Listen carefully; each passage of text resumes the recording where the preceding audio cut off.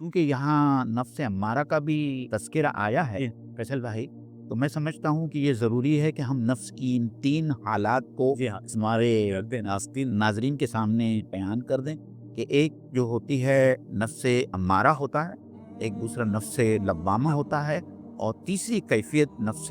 مطمئنہ ہوتی ہے۔ اور ہم اس بات کو یاد رکھیں کہ یہ نفس کی تین قسمیں نہیں ہیں، بلکہ نفس کی تین حالتیں، احتیاط کیفیات، نفس تو ایک ہی ہے نفس تو صرف ایک ہی ہے۔ تو جب یہ نفس شیطان کے کہنے پر اور اپنے خواہشات سے مغلوب ہونے کے بعد میں جب برائی کی طرف اکساتا ہے تو وہ نفس امارہ کہلاتا ہے، کیونکہ یہ لفظ امر سے بنا ہے، امر یعنی حکم دینے والا، تو آپ کا نفس برائی کا آپ کو حکم دیتا ہے۔ لیکن اللہ نے اسی کے ساتھ میں جو ہے، چونکہ اللہ تعالیٰ نے قرآن مجید میں یہ بھی کہا ہے کہ فَأَلْهَمَهَا فُجُورَهَا وَتَقْوَاهَا، تو اللہ نے اس نفس کو خیر اور شر کی تمیز بھی دی ہے۔ تو جب وہ نفس ٹریگر ہوتا ہے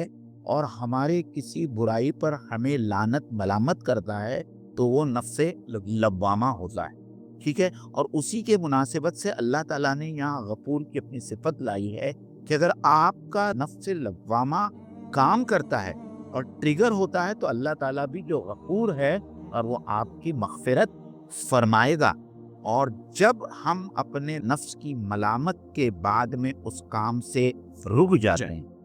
تو وہ جو ہے نفس لوامہ نفس مطمئنہ میں تبدیل ہو جاتا ہے، اور یہ اللہ تعالیٰ کی رحمت کا نتیجہ ہے۔ دعا سے معین بھائی فیصل بھائی، ایک حدیث نبوی ہے کہ تمہارا نفس تمہارا دشمن ہے۔ تو جہاں شیطان کو بھی دشمن کہا گیا ہے، جی اللہ کے نبی صلی اللہ علیہ وسلم نے یہ بھی کہا ہے کہ تمہارا نفس بھی تمہارا دشمن ہے اور اس کا خیال رکھنا چاہیے۔ معین بھائی، چونکہ نفس کے سلسلے کی باتیں چل رہی ہے اور نفس کے تزکیے کے سلسلے کی باتیں، نبی کریم صلی اللہ علیہ وسلم کی سکھلائی ہوئی وہ دعا، اللہم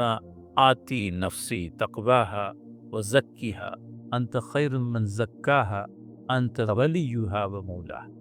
تو ناظرین اس دعا کو یاد رکھیں اور دعا کو یاد کرنے کی کوشش کریں، بلکہ اپنے دعاؤں کے اندر میں سے لائیں کہ اے باری تعالیٰ، میں تجھ سے اپنے نفس کے تقوی کا طلبگار ہوں، اور یہ کہ مجھے اپنے نفس کا جو خیر ہے وہ عنایت کر، انت ولیہا و مولاہا، کہ بے شک تو ہی میرا ولی ہے اور تو ہی میرا مولا ہے۔ آمین یا رب العالمین۔